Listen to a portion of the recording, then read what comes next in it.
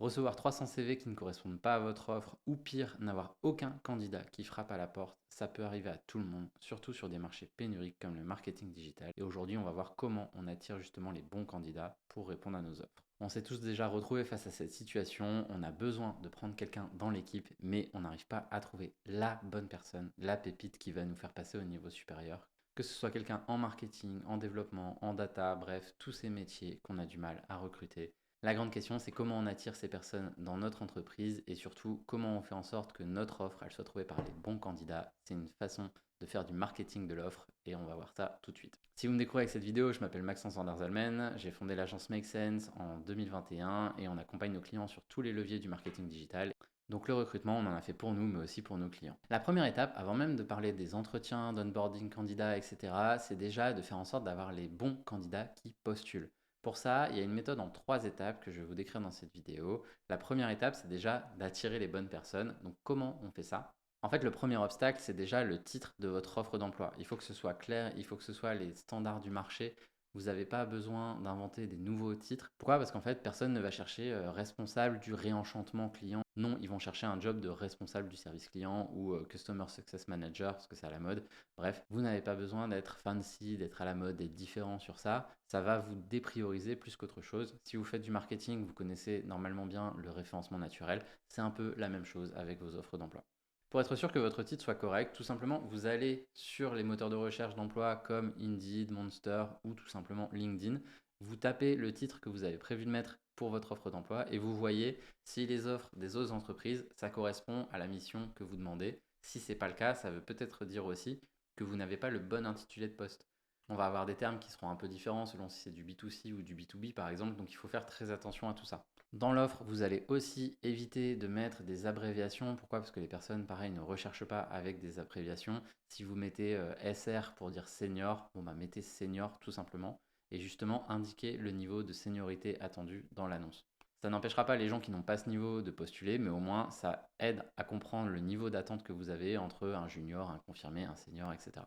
Et enfin, au niveau de l'offre, la construction de votre offre d'emploi, ça fait partie du jeu. C'est aussi des notions de copywriting qu'il faut avoir. L'idéal, c'est d'avoir une structure en entonnoir. Donc, qu'est-ce qu'on veut dire par une structure en entonnoir? Si vous êtes un marketeur, vous connaissez sûrement les logiques top funnel, mid funnel, bottom funnel. Bah, c'est un peu pareil avec votre offre d'emploi. Vous commencez très large avec votre entreprise, sa place sur le marché, pourquoi elle existe, etc. Vous repartez presque du why de votre entreprise. Et ensuite, vous descendez tout doucement vers le service marketing de l'entreprise et focalisé sur la croissance, etc. C'est un peu toujours la même chose, mais c'est important de comprendre quel est l'intérêt et quelle est la mission principale du service dans lequel le candidat va évoluer s'il vient chez vous. Et enfin, vous arrivez doucement sur le poste, ses attendus et quelle sera la mission de la personne. Et donc, vous traitez le poste en dernier. Et à la toute fin, vous parlez des avantages, j'y reviens juste après. Donc ça, c'est vraiment la première étape, c'est faire en sorte que votre offre soit cliquée. On parle souvent de taux de clic en marketing digital. Bah pareil, il faut que votre offre et le titre de votre offre soient cliqués sur les moteurs de recherche d'emploi. Pourquoi? Pour que vos candidats, tout simplement, aillent découvrir ce qu'il y a à l'intérieur. C'est comme sur les podcasts ou sur YouTube, si le titre, la couverture, c'est pas attrayant, les gens vont pas cliquer dessus. Donc ça sert à rien d'avoir fait le travail puisque de toute façon, votre vidéo ou en l'occurrence votre offre d'emploi, personne ne va la voir. C'est important de travailler sur le premier élément, le premier obstacle, la première friction à la découverte de votre annonce par vos candidats idéaux. Donc on travaille sur le titre, ensuite on travaille sur l'offre. Pourquoi? Parce qu'on arrive tout doucement vers le CTA attendu, le call to action. C'est comme en marketing digital, on cherche à faire avancer nos candidats tout doucement vers le bouton d'action, tout simplement. Donc là, votre offre d'emploi, normalement, elle a été cliquée, les gens l'ont découvert. Si vous l'avez bien rédigé, c'est censé être attrayant. Mais on va surtout clarifier aussi les attentes, parce que vous aussi, vous avez des attentes. Ce n'est pas le candidat qui est tout rose et qui fait son marché. Vous aussi, vous allez statuer sur des attentes que vous avez vis-à-vis de ce poste-là. Et c'est la deuxième étape de notre process. On va clarifier ces attentes et les indiquer à nos candidats potentiels. Donc ce qu'on va retrouver dans les attentes en général, c'est par exemple s'il y a des logiciels qu'il faut absolument maîtriser, s'il faut maîtriser Power BI, Looker Studio, s'il faut connaître Google Ads, Facebook Ads, etc. Vous allez l'indiquer à ce niveau-là. Vous allez aussi indiquer le niveau d'expertise attendu. Par exemple, si c'est une expertise peut-être un peu plus light sur certains leviers, mais qui sont quand même assez récurrents, vous pouvez les indiquer. Et à l'inverse, s'il faut absolument maîtriser par exemple le Python ou le SQL, vous l'indiquez aussi. Vous mettez excellent niveau attendu en SQL. Comme ça, les candidats qui n'ont aucune idée de ce que veut dire SQL, normalement, ils ne postuleront même pas. Il y en aura évidemment, mais ça devrait minimiser cette partie-là. Dans les attentes, vous allez aussi clarifier le périmètre de la mission, que le candidat puisse se projeter aussi sur quel est le scope auquel on l'attend. Est-ce que c'est par exemple la direction de tout un service marketing? Ok, c'est quoi? Est-ce qu'il y a la communication dedans? Est-ce qu'il y a la presse? Est-ce qu'il y a le online, le offline? Ou est-ce qu'il n'y a que le online, etc. Clarifier vraiment les attentes du poste. La personne a besoin de savoir justement quel sera son champ d'action. Pourquoi aussi? D'un côté, pour savoir si elle se sent les épaules de répondre à ce poste-là, mais aussi parce qu'il y a des personnes, quand elles changent de taf, en fait, elles ne veulent pas perdre du périmètre. Si par exemple quelqu'un est directeur marketing et gère du on et offline, et vous proposez que du online, il faut le savoir dès le début, parce que si la personne n'est absolument pas prête à arrêter le offline, elle ne viendra pas chez vous pour faire que du online.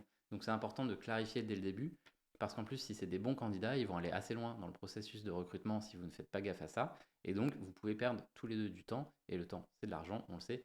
Donc, on cherche à clarifier ça dès le début. Le niveau de responsabilité, je le redis, mais c'est important de le partager. Si la personne va manager une équipe ou non, si la personne va manager une grande équipe ou une petite équipe, bref, les personnes ont besoin de se projeter aussi. Et encore une fois, de savoir si elles ont les épaules. Donc, c'est important de le préciser dès le début.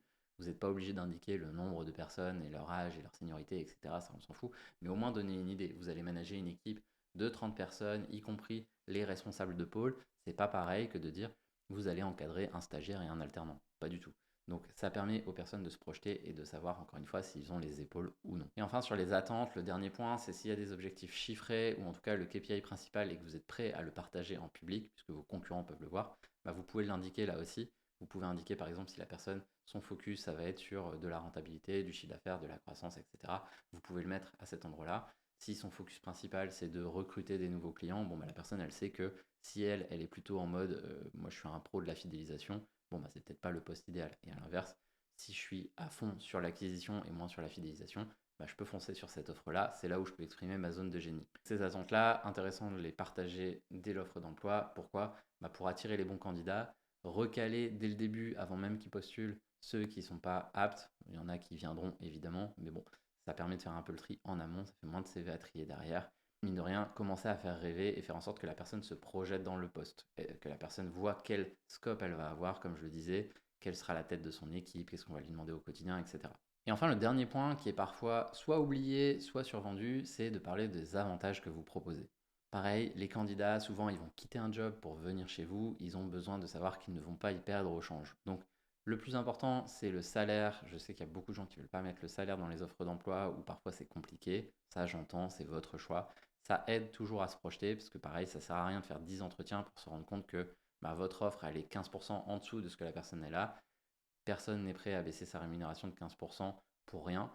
Il faut que ce soit un bon échange. En tout cas, vous avez intérêt d'avoir un super poste pour que la personne accepte de diminuer sa REM de 15%. Donc, au plus vous êtes transparent là-dessus, au mieux. Mais pareil, vos avantages, parfois, ils sont surcommuniqués, mais souvent, ils sont sous-communiqués. Donc, on retrouve les classiques, ça, tout le monde s'en fout, mais mutuelle, prévoyance, ticket resto, ça, c'est assez classique. Les transports pris à 50%, c'est pas un avantage, c'est du légal. Vous n'êtes pas obligé de vous attarder trop là-dessus. Par contre, il y a sûrement des trucs que vous faites très bien au quotidien et que vous vous rendez même pas compte que c'est un avantage concurrentiel au niveau RH. Par exemple, nous, chez Make Sense, on fait horaires flexibles où les personnes peuvent travailler en autonomie, elles choisissent les horaires qu'elles peuvent faire, elles peuvent même travailler le samedi si elles veulent prendre le mercredi avec les enfants, on s'en fout. Si vous donnez de l'autonomie ou non, parce qu'il y a des personnes qui refusent d'être micromanagées et c'est hyper rassurant de savoir qu'ils vont avoir la gestion complète des projets. S'il y a du télétravail ou non, aujourd'hui c'est hyper regardé. Si vous êtes en full remote, en hybride ou si c'est que du présentiel, c'est important de le dire. C'était moins vu comme un avantage, mais là c'est en train de revenir parce qu'il y a de plus en plus de boîtes qui réduisent le télétravail pour plus de contrôle ou je ne sais quoi. Donc ça redevient un avantage. Et autre exemple, quand on est chez Make Sense, nous on a des budgets de formation qui sont conséquents et en marketing, normalement, les bons veulent continuer à se former en permanence et c'est rassurant pour eux de savoir que on alloue 10% de leur temps à de la formation et qu'on a des budgets qui sont dédiés à ça et qui sont conséquents et qui leur permettent de muscler leur jeu sur le marketing et donc de rester aussi compétitifs. Ça leur permet de rester aussi au niveau du marché, voire en avance. Donc ce sera plus pratique si demain ils veulent partir. Je sais que c'est pas ce qu'on veut, mais pour le coup, c'est intéressant de faire en sorte que les salariés restent compétitifs sur le marché de l'emploi, parce que ça veut dire aussi qu'on a une valeur ajoutée à les avoir dans notre équipe. C'est quand même mieux d'avoir des bons joueurs que des mauvais joueurs sur le terrain, clairement. Donc ça, c'est des avantages que les gens peuvent venir chercher. Si les personnes veulent des avantages qui sont complètement différents et que vous ne proposez pas, Très bien, ça veut dire qu'il n'y a pas de fit à ce niveau-là avec votre entreprise et c'est mieux de le découvrir dès le début plutôt que de le découvrir très tard ou même à la fin du processus de recrutement ou pire pendant une période d'essai ou encore pire après une période d'essai. Voilà, normalement si vous respectez ces 3 étapes, vous devriez avoir un nombre de candidats qui est satisfaisant, qui vous permettra de passer à l'étape suivante. L'étape suivante, c'est le scoring des candidats et voir qui on va recevoir en entretien. Ça peut faire l'objet d'une prochaine vidéo si le sujet recrutement en marketing ça vous intéresse.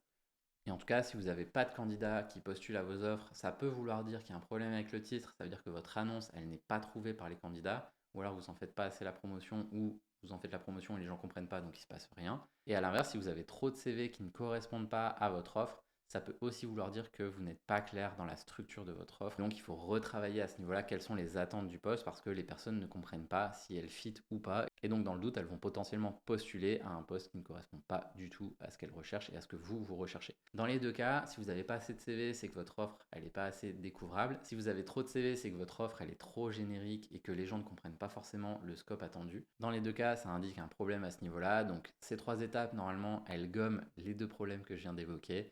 Et je profite de cette vidéo pour vous partager que si vous recherchez un travail en marketing digital, que ce soit pour être responsable acquisition, directeur marketing ou traffic manager, vous pouvez tout à fait nous écrire, que ce soit pour nous rejoindre tout simplement chez Make Sense si vous voulez travailler en agence ou aussi pour nos clients. On a en permanence des clients qui recrutent des profils en marketing digital. Donc si vous êtes en recherche active ou que vous êtes juste à l'écoute, contactez-nous. Ça vaut toujours le coup d'être mis en contact. Pareil, si vous êtes une entreprise et que vous cherchez des profils en marketing digital, que vous avez éventuellement du mal à les sourcer, du mal à les scorer ou tout simplement que vous voulez déléguer cette partie-là, contactez-nous, on se fera un plaisir de vous aider à ce niveau-là également. Quant à nous, on se retrouve très vite pour de nouvelles vidéos. Si vous avez des nouvelles questions sur les ressources humaines, sur le recrutement, sur le marketing, sur le e-commerce, pareil, contactez-moi. Ce sera un plaisir de traiter des nouveaux sujets. Cette chaîne, elle est là pour vous apporter de la valeur. Donc au plus vous m'alimentez avec vos questions, au plus je peux être précis et vous apporter de la valeur en continu. On se retrouve très vite.